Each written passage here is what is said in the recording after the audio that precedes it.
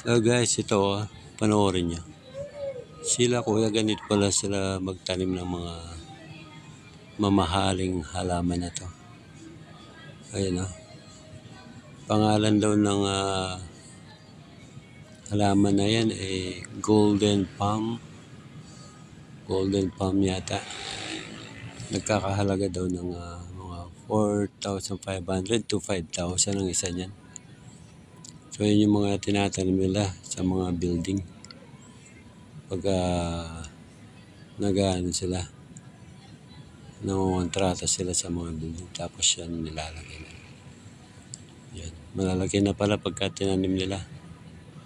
Pero mas meron daw mas mahal dyan yung nasa kabilang building. Worth nasa 40,000 daw yung isang halaman niya, maliit lang. Yan guys, yung ganyan pala yung pagtanim ng mga yan. So yan, pagka naibaw na nila sa lupa, kahit na hindi naman nadidiligan yan, basta palaging naaarawan, tapos ulan, yan, pwede na daw yan. Pero ang mamahal pala ng mga halaman na to. Ito yung mga itinatanim sa mga tulad ng mga roof deck, yan, mga resort, yan. Mamahal pala yan.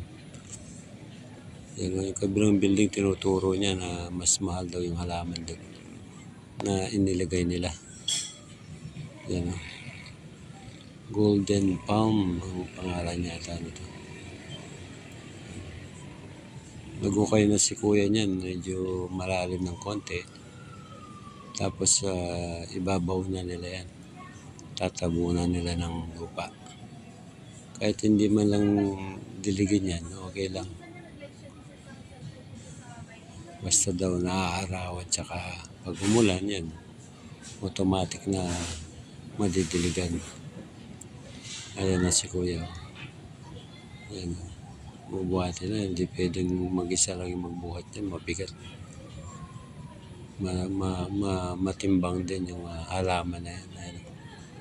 Malaki na pala tinatanim to. Yan guys, at sakaling gusto nyo magpa-landscape siguro, landscaper siguro sila kuya. Ayan.